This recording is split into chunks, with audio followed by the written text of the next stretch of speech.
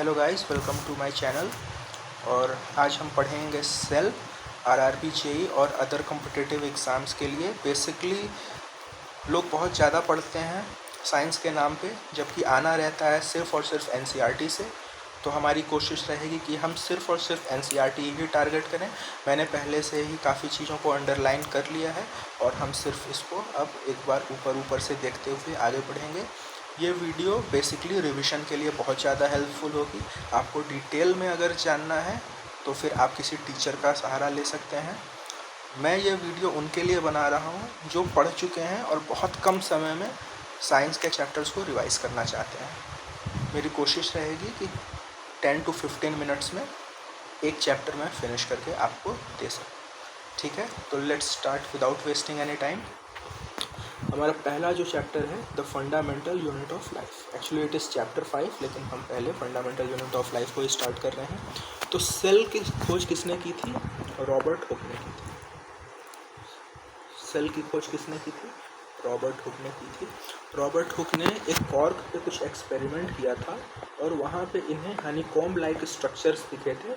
उन्होंने इन्हीं बॉक्सेस को सेल का नाम दे दिया था।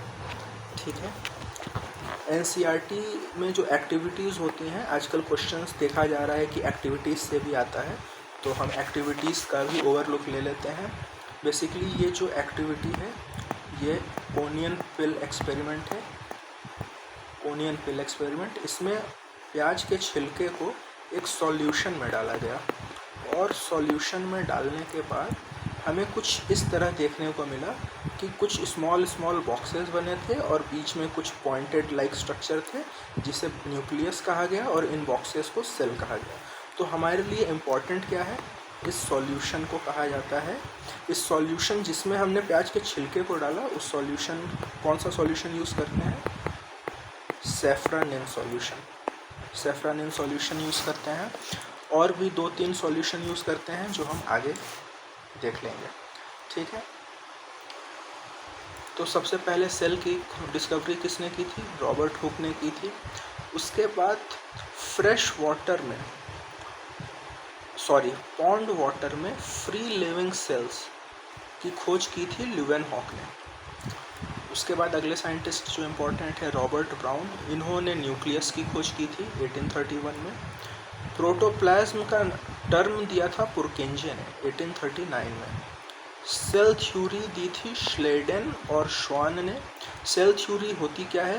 That all the plants and animals are composed of cells and the cell is basic unit of life. कि जितने भी प्लांट्स और एनिमल्स होते हैं वो सब सेल से बनते हैं और सेल ही बेसिक यूनिट ऑफ लाइफ होती है।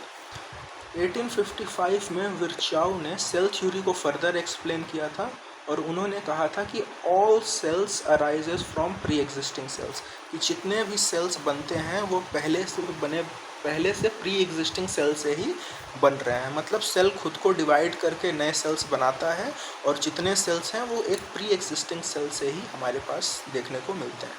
ठीक है, उसके बाद क्या होता है कि जो सिंगल सेल ऑर्गेनिजम्स होते हैं जैसे कि एमीबा,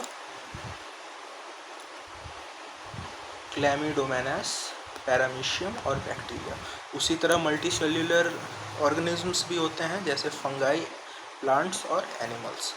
यूनिसेल्यूलर से मतलब है कि एक ही सेल का ही ऑर्गेनिज्म है, उसमें कोई एक्स्ट्रा सेल्स नहीं है, कोई कॉम्प्लेक्स स्ट्रक्चर नहीं है, ढेर सारे सेल्स मिलके कोई टिश्यू नहीं बना रहे हैं, कोई ऑर्गन्स नहीं बना रहे हैं, सिर्फ यूनिसेल्यूलर हैं वो, सिर्फ एक ही सेल भी हैं वो। और उनके एग्जांपल्स मैंने भी ऊपर आपको बता दिया। ठीक है, फिर उसके बाद इम्पॉर्टेंट क्या है? अब हम 5.2 पढ़ते हैं। What is cell made up of? What is the structural organization of a cell? तो बेसिकली सेल 3 चीज़ों से मिलके बनता है, plasma membrane, nucleus and cytoplasm. और इन्हीं तीनों को हम एक एक करके देखते हुए चलेंगे। तो सबसे पहले हम देखते हैं व्हाट इज़ प्लाज्मा मेम्ब्रेन और सेल मेम्ब्रेन। जो आउटर मोस्ट कवरिंग होती है, जो सेपरेट करता है सेल के अंदर के कंटेंट को एक्सटर्नल इन्वायरमेंट से, उसे ही हम कह देते हैं सेल मेम्ब्रेन और प्लाज्मा मेम्ब्रेन। ये प्लांट सेल्स में भी होती है और एनिमल सेल्स में भी होती है। Plasma membrane allow or permits the entry and exit of some materials in and out of the cell. Plasma membrane he allow करता है चीज़ों को सेल के अंदर आने देना है या नहीं, चीज़ों को सेल के बाहर जाने देना है या नहीं, ठीक है।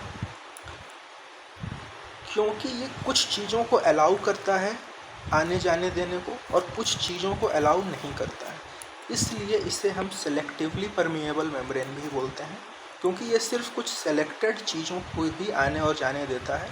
That's why plasma membrane is also called as selectively permeable membrane. Okay, what is the cellular waste? Cellular waste क्या होता है? तो सेल्यूलर वेस्ट कुछ नहीं होता है, वो होता है कार्बन डाइऑक्साइड, ठीक है। और सेल जो है वो इसी कार्बन डाइऑक्साइड को एक्सक्रीट कर देते हैं।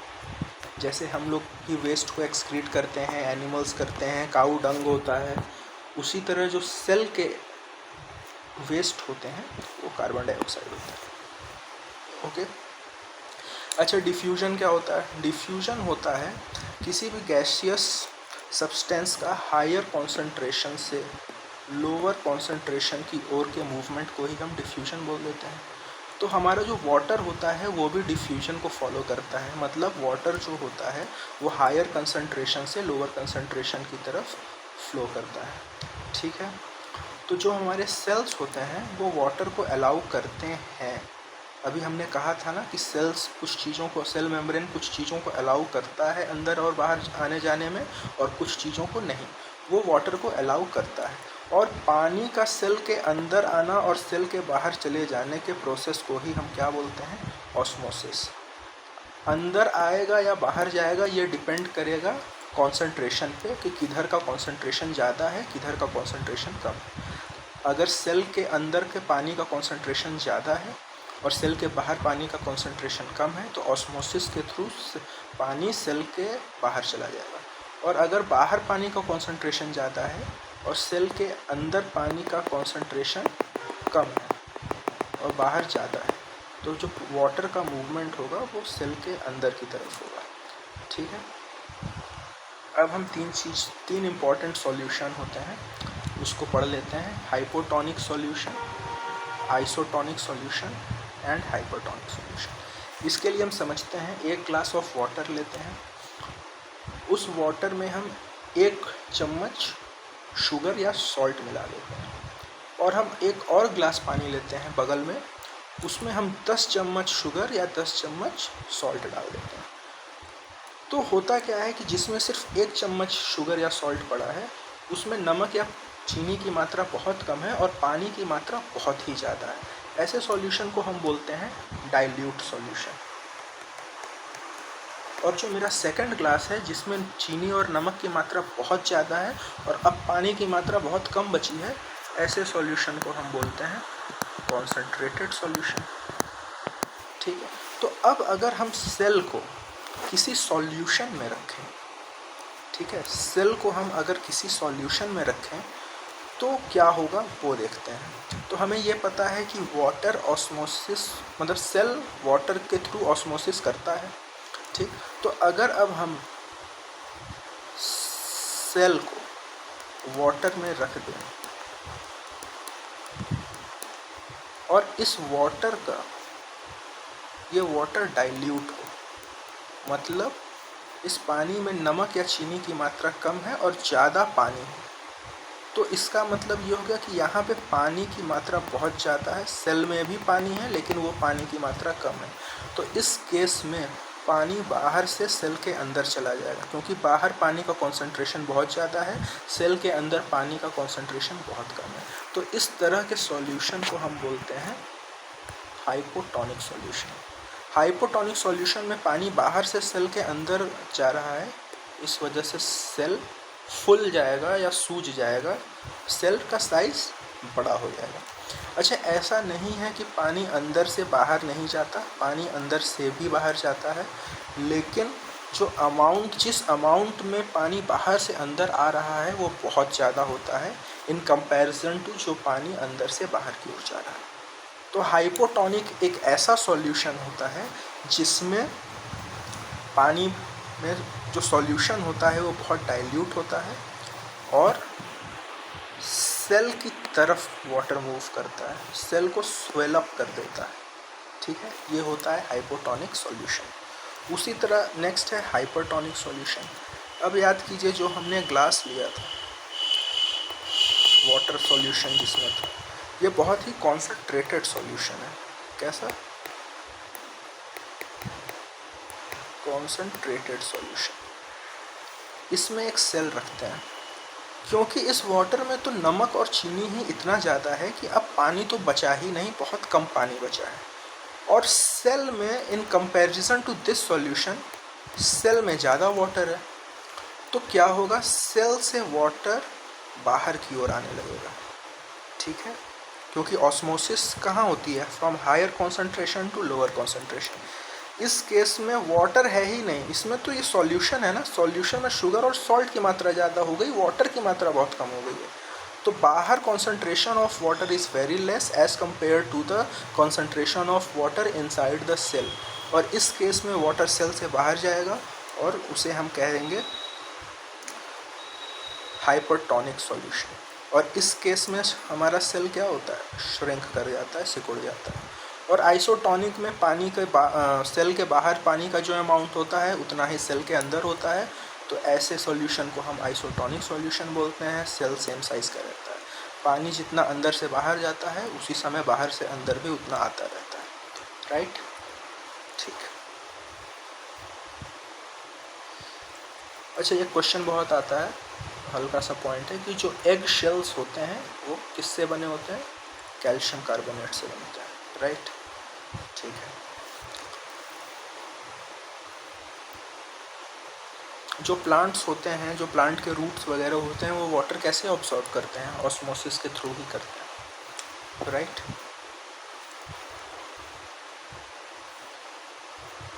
अच्छा, जो प्लांट्स जो सेल मेम्ब्रेन होते हैं वो वाटर के अलावा और भी चीज़ों को अपने अंदर अलाउ करते हैं या बाहर जाना भी अलाउ करते हैं, क्योंकि सेलेक्टिवली परमिएबल मेम्ब्रेन था। तो water is one of the selected things which the cell membrane allow across them. तो उसी तरह कुछ और चीज़ें भी हो सकती हैं जिसको सेल मेम्ब्रेन अलाउ करता है अपने अंदर आने को, जैसे फूड हो गया और भी कुछ अदर मटेरियल जो कि सेल के लिए, ग्रोथ के लिए, सेल के हेल्थ के लिए बहुत अच्छा है, उसे अलाउ कर देता है। और इस प्रोसेस को बोलते हैं एंडोसाइटोसिस। क्या बोलते हैं, एंडोसाइटोसिस। तो जो एमीबा होता है वो अपना खाना किस प्रोसेस से खाता है, एंडोसाइटोसिस से ही खाता है, ठीक है। अब हम पढ़ते हैं cell wall. Next topic is cell wall. Cell wall plant cells में मिलते हैं, ये एनिमल सेल्स में एब्सेंट होते हैं। ये प्लाज्मा मेम्ब्रेन के बाहर एक और लेयर होती है जिसे सेल वॉल कह देते हैं। Cell wall lies outside the plasma membrane. Cell wall cellulose के बनते हैं और ये सेल को स्ट्रक्चरल स्ट्रेंथ देते हैं, सेल्स प्लांट्स को मजबूती देते हैं, ठीक है। अब एक बड़ा इंपॉर्टेंट टर्म है यहाँ, प्लास्मोलिसिस। कहता है कि when a living plant loses water through osmosis there is shrinkage और contraction of the content of the cell away from the cell wall. मतलब कि जब भी एक सेल वाटर लूज करता है तो वो सिकुड़ जाता है, वो छोटा हो जाता है, और उस प्रोसेस को हम बोलते हैं प्लास्मोलिसिस। लेकिन अभी तो ऐसा ही कुछ हमने ऊपर पढ़ा था हाइपरटोनिक करके, उस हाइपरटोनिक वाले केस में भी तो हमारा सेल श्रिंक कर जाता था। तो डिफरेंस क्या है प्लास्मोलिसिस और हाइपरटोनिक में? तो difference is very simple. Plasmolysis is the process by which the cell shrinks. Cell के सिकुड़ने के प्रोसेस को प्लास्मोलिसिस बोल देते हैं। सेल के पानी को लूज करने की वजह से सिकुड़ने के प्रोसेस को प्लास्मोलिसिस बोल देते हैं। वेयर एज उस सॉल्यूशन, जिस सॉल्यूशन में सेल सिकुड़ जाएगा, उस सॉल्यूशन को हाइपरटोनिक सॉल्यूशन बोलते हैं। क्योंकि अगर सॉल्यूशन डाइल्यूट रहेगा यानी कि हाइपरटोनिक रहेगा तो मेरा सेल सोलअप भी हो जाएगा, यानी कि फुल भी जाएगा। तो इसका ये बस सिंपल सा डिफरेंस ये है कि hypertonic is a solution, it is talking about the water, कि वाटर कैसा है, जो क्या वो वाटर सॉल्यूशन जो है वो सेल को श्रिंक करवाएगा या स्वेलअप करवाएगा या साइज़ को सेम रखेगा। ठीक है। Whereas plasmolysis is the process by which the cell shrinks. ठीक है।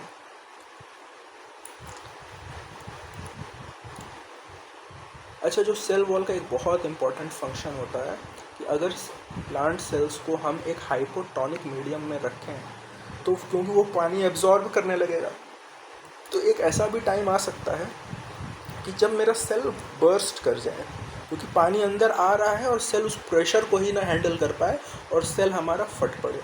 तो उस केस में सेल को फटने से बचाने में भी बहुत ज़्यादा हेल्प करता है ये सेल वॉल। ठीक है। हाइपोटोनिक सॉल्यूशन में सेल के लिए प्रोटेक्शन का काम करता है cell wall. Next is nucleus. हमने प्रीवियस एक्टिविटी में देखा था कि हम लोगों ने एक सैफ्रनिन सॉल्यूशन में यूज़ किया था, एक ऑनियन पिल को डाला था सैफ्रनिन सॉल्यूशन में। We can use iodine solution as well, whereas methylene blue solution as well, right. Okay. तो जो न्यूक्लियस का आउटर मेम्ब्रेन होता है उसे हम कहते हैं न्यूक्लियर मेम्ब्रेन, और ये डबल लेयर कवरिंग होती है। ठीक है। न्यूक्लियस में क्रोमोसोम्स होते हैं। क्रोमोसोम्स कैसे होते हैं? रॉड शेप्ड स्ट्रक्चर्स होते हैं। The important point is chromosome हमेशा प्रेजेंट नहीं होते हैं। क्रोमोसोम सिर्फ तभी प्रेजेंट होते हैं when the cell is about to divide. Chromosomes में इंफॉर्मेशन होती है for the inheritance of character from parent to next generation in the form of DNA. ठीक है। क्रोमोसोम्स में ये तो पता चल गया कि इन्फॉर्मेशन ये कैरी करते हैं पेरेंट से अगले जनरेशन तक। ठीक है। ये भी पता चल गया कि क्रोमोसोम्स तभी एग्जिस्ट करते हैं जब cell is about to divide. लेकिन क्रोमोसोम्स बनते किससे हैं? क्रोमोसोम्स बनते हैं डीएनए और प्रोटीन से बनते हैं। ठीक है। और इसमें भी जो फंक्शनल सेगमेंट होता है, जो डीएनए का जो फंक्शनल सेगमेंट है उसको हम जीन्स कहते हैं। ठीक है। इसका स्ट्रक्चर कैसा होता है? Rod shape structures. अच्छा, ठीक है। तो when the cell is about to divide तब क्रोमोसोम्स आते हैं। So what about when cell is not about to divide? When cell is just in the normal position, तब क्या होगा? तो उस समय क्रोमोसोम्स नहीं प्रेजेंट होंगे, उस समय प्रेजेंट होंगे क्रोमैटिन मटेरियल। जो डीएनए होता है वो क्रोमैटिन मटेरियल में स्टोर होता है, और क्रोमैटिन मटेरियल क्या होते हैं? एक entangled mass of thread like structures होते हैं, मतलब पतले धागे की तरह होते हैं और एक दूसरे में उलझे रहते हैं। ठीक है। ये चीज़ हो गया। जब भी सेल डिवाइड होने वाला होता है, when the cell is about to divide, यही क्रोमैटिन मटेरियल जो होते हैं वो क्रोमोसोम्स में बदल जाते हैं। The chromatin material gets organized into chromosomes. Nucleus reproduction में भी बहुत इंपॉर्टेंट रोल प्ले करता है। अच्छा, जिन सेल्स में न्यूक्लियर मेम्ब्रेन नहीं होता है उन सेल्स को प्रोकैरियोटिस बोलते हैं। ये प्रिमिटिव टाइप के सेल्स होते हैं। इसमें such an undefined nuclear region containing only nucleic acid. एक ऐसा सेल जिसमें न्यूक्लियर मेम्ब्रेन न हो और सिर्फ न्यूक्लिक एसिड हो, उसको हम कह देते हैं न्यूक्लियोइड।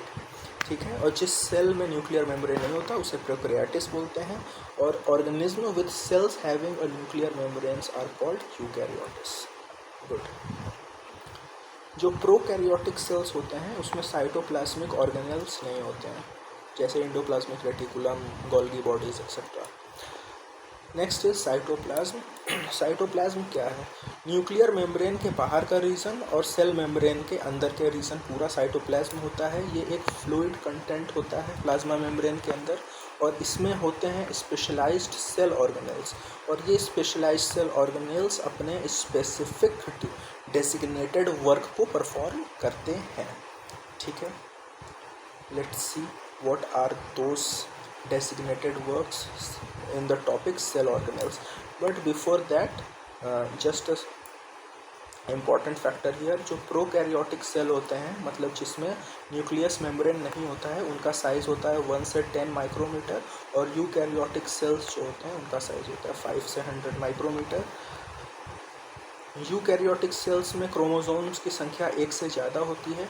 प्रोकैरियोटिक सेल्स में क्रोमोसोम की संख्या सिर्फ 1 होती है। फिर हम आते हैं सेल ऑर्गेनेल्स में। पहला है एंडोप्लाज्मिक रेटिकुलम। एंडोप्लाज्मिक रेटिकुलम क्या होता है? ये एक network like membrane bound tubes and sheet structure होते हैं, ट्यूब्स एंड शीट्स, ठीक है। ये लंबे ट्यूब्यूल्स में पाए जाते हैं, राउंड ट्यूब्यूल्स भी हो सकते हैं या ऑब्लॉन्ग बैग्स की तरह मिलते हैं। स्ट्रक्चर में ये प्लाज्मा मेम्ब्रेन की तरह ही होते हैं। दो तरह के एंडोप्लाज्मिक रेटिकुलम होते हैं, एक रफ एंडोप्लाज्मिक रेटिकुलम और एक smooth endoplasmic reticulum. Rough endoplasmic reticulum rough इसलिए उसे कहते हैं क्योंकि उसके सरफेस पे राइबोसोम्स अटैच होते हैं और वो देखने में रफ लगते हैं, इस वजह से उन्हें रफ एंडोप्लाज्मिक रेटिकुलम कहा जाता है। राइबोसोम का काम क्या होता है? प्रोटीन मैन्युफैक्चर करना, ठीक है। उसके बाद जो स्मूथ एंडोप्लाज्मिक रेटिकुलम है उसका काम है फैट मॉलिक्यूल्स और लिपिड को मैन्युफैक्चर करना। तो रफ एंडोप्लाज्मिक रेटिकुलम जो है वो प्रोटीन मैन्युफैक्चर करते हैं राइबोसोम्स की हेल्प से, और जो स्मूथ एंडोप्लाज्मिक रेटिकुलम होते हैं वो फैट मॉलिक्यूल्स और लिपिड को मैन्युफैक्चर करते हैं। अच्छा, जो एंडोप्लाज्मिक रेटिकुलम्स जिन भी चीज़ों को मैन्युफैक्चर कर रहे हैं वो सेल मेम्ब्रेन को बिल्ड करने में भी बहुत हेल्प करता है, और इसी प्रोसेस को हम बोलते हैं मेम्ब्रेन बायोजेनेसिस।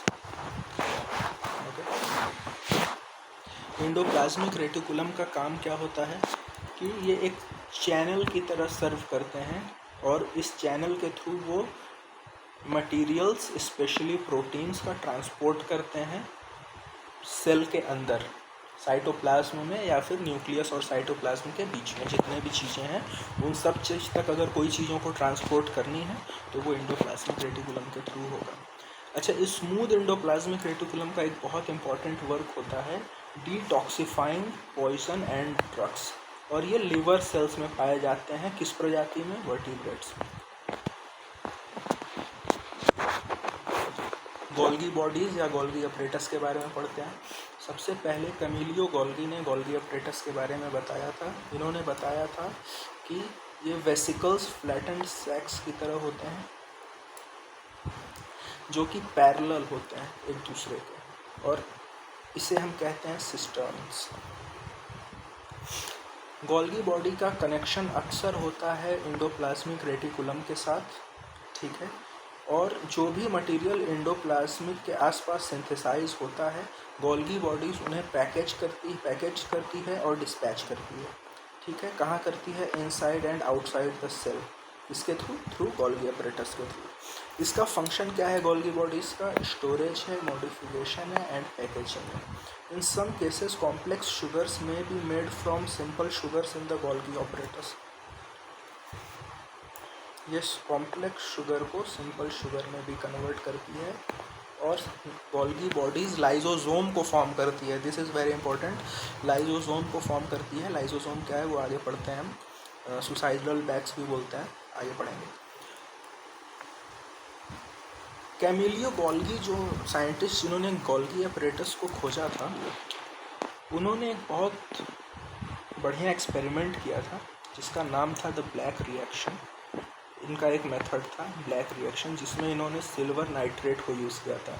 इनके इस रिवॉल्यूशनरी मेथड में जो नर्व और सेल स्ट्रक्चर्स होते हैं उसके स्टेनिंग का मेथड इन्होंने दिया था, और इस मेथड को द ब्लैक रिएक्शन बोला गया, और 1906 में इन्हें नोबेल प्राइज़ भी मिला था सैंटियागो रोमैनी कजेल के साथ on the work on the structure of the nervous system के लिए, ठीक है। लाइजोसोम्स क्या होता है? लाइजोसोम्स में डाइजेस्टिव एंजाइम्स प्रेजेंट होते हैं, और लाइजोसोम्स के जो एंजाइम्स हैं वो रफ एंडोप्लाज्मिक रेटिकुलम में बनते हैं। लाइजोसोम्स वेस्ट डिस्पोजल का काम करता है, ठीक है। ये सेल को क्लीन करता है by digesting any foreign material as well as burn out cell organelles. ये कॉम्प्लेक्स सब्सटेंस को सिंपलर सब्सटेंस में बदल देता है, लेकिन प्रॉब्लम ये रहती है कि अगर सेल डैमेज हो जाए और लाइजोसोम पे भी कुछ डैमेज आए तो लाइजोसोम में बर्स्ट वो फट सकता है, और उसका जो एंजाइम है वो जो अभी तक सिर्फ वेस्ट मटेरियल को डाइजेस्ट कर रहा था वो पूरे सेल को डाइजेस्ट करने लगेगा, और इसी वजह से इसको suicidal bags of the cell भी कहा जाता है। माइटोकॉन्ड्रिया के बारे में पढ़ लेते हैं। ये तो सभी जानते हैं कि power house of the cell कहते हैं। इसमें दो मेम्ब्रेन होता है, आउटर मेम्ब्रेन पोरस होती है, उसमें छिद्र पाए जाते हैं, और इनर मेम्ब्रेन जो होती है वो डीपली फोल्डेड होती है। ये जो फोल्ड्स होती है इनर मेम्ब्रेन की, ये सरफेस एरिया बढ़ा देती है, किस लिए? केमिकल रिएक्शन करने के लिए, ठीक है। The energy required for various chemical activities needed for life is released by mitochondria in the form of ATP, adenosine triphosphat molecules। ATP को हम बोलते हैं energy currency of the cell, ठीक है। तो जो भी एनर्जी चाहिए होती है सेल को परफॉर्म करने के लिए, वो एनर्जी कौन प्रोवाइड करता है? माइटोकॉन्ड्रिया ही प्रोवाइड करता है, और इसीलिए इसको हम power house of the cell बोलते हैं, ठीक है। The body uses energy stored in ATP for making new chemical compounds। तो जो बॉडी है, जो सेल है, वो इस स्टोर्ड एनर्जी को यूज़ करता है नए केमिकल कंपाउंड्स को बनाने के लिए और किसी भी तरह के मैकेनिकल वर्क के लिए। माइटोकॉन्ड्रिया जो है वो थोड़ा सा अलग है और सेल ऑर्गेनल से। इसका रीज़न ये है कि इसका खुद का अपना DNA होता है और इसका खुद का अपना राइबोसोम होता है, और माइटोकॉन्ड्रिया अपना प्रोटीन भी खुद बनाता है। प्लास्टिड्स पढ़ लेते हैं। Plastids are present only in plant cells. ये सिर्फ प्लांट सेल्स में पाए जाते हैं। ये दो तरह के होते हैं, क्रोमोप्लास्ट और ल्यूकोप्लास्ट। जो कलर्ड होते हैं उन्हें क्रोमोप्लास्ट कहते हैं, और जो वाइट या कलरलेस होते हैं उन्हें ल्यूकोप्लास्ट कहते हैं। अगर क्रोमोप्लास्ट में क्लोरोफिल है तो उसको क्लोरोप्लास्ट बोल देते हैं। यहाँ लिखा भी है। क्लोरोप्लास्ट फोटोसिंथेसिस में हेल्प करता है। क्लोरोप्लास्ट में क्लोरोफिल के अलावा येलो और ऑरेंज पिगमेंट्स भी मिलते हैं। ल्यूकोप्लास्ट का काम क्या होता है? ये स्टोरेज का काम होता है। ये स्टोर करता है, क्या स्टोर करता है? स्टार्च, ऑयल्स, प्रोटीन ग्रैन्यूल्स, ठीक है। जो क्लोरोप्लास्ट का इंटरनल ऑर्गेनाइजेशन होता है, उसके अंदर एक मटेरियल एम्बेडेड होता है जिसको हम स्ट्रोमा बोलते हैं, ठीक है। ये भी माइटोकॉन्ड्रिया की तरह ही सिमिलर होते हैं एक्सटर्नल स्ट्रक्चर में, और माइटोकॉन्ड्रिया की तरह ही इनका भी खुद का DNA और राइबोसोम्स होता है। उसके बाद हम पढ़ते हैं वैक्यूल्स। वैक्यूल्स क्या होते हैं? स्टोरेज सैक्स होते हैं सॉलिड और लिक्विड कंटेंट के लिए। ये 50 से 90% of the volume, cell volume को कवर करते हैं। ये बेसिकली प्लांट सेल्स में पाए जाते हैं। एनिमल सेल्स में बहुत छोटे होते हैं, और 50 to 90% वॉल्यूम ये कवर करते हैं प्लांट सेल्स में। ये प्रोवाइड कराते हैं टर्जिडिटी और रिजिडिटी ऑफ द सेल, ठीक है। ये स्टोर करते हैं इम्पॉर्टेंट थिंग्स जो भी हो प्लांट के लिए अपने अंदर, जैसे amino acids, sugars, various organic acids और कुछ प्रोटीन्स भी। अमीबा में ये फूड आइटम्स स्टोर करते हैं, इसलिए फूड वैक्यूल बोल देते हैं, ठीक है।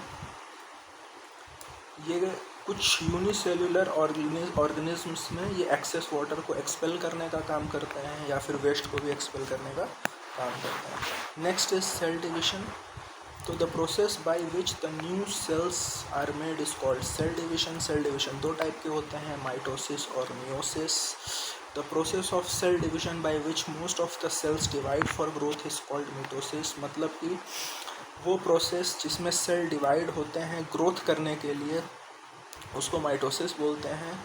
माइटोसिस में क्या होता है कि एक मदर सेल होती है, और वो मदर सेल अपने आप को तोड़ के दो डॉटर सेल में बदल लेती है। मदर सेल के पास जितने क्रोमोसोम्स होते हैं उतने ही क्रोमोसोम्स ईच डॉटर सेल के पास होते हैं। मतलब मदर सेल के पास अगर 4 क्रोमोसोम है तो इस डॉटर सेल के पास भी 4 क्रोमोसोम्स होंगे, और इस डॉटर सेल के पास भी 4 क्रोमोसोम्स होते हैं, ठीक है। इसका काम क्या होता है माइटोसिस का? ये ऑर्गेनिज्म के टिश्यूज़ को ग्रो और रिपेयर करने में हेल्प करती है। अगर कोई सेल डैमेज हो गया है तो माइटोसिस के थ्रू सेल डिवीजन होगा, और उस चीज़ या तो उस सेल को रिपेयर कर दिया जाएगा या उसके जगह नए सेल्स को बना दिया जाएगा। उसी तरह स्पेसिफिक सेल्स भी होते हैं ऑफ रिप्रोडक्टिव ऑर्गन्स और tissues in animals and plants, जो कि डिवाइड होते हैं गैमेट्स बनाने के लिए। गैमेट्स क्या काम करते हैं?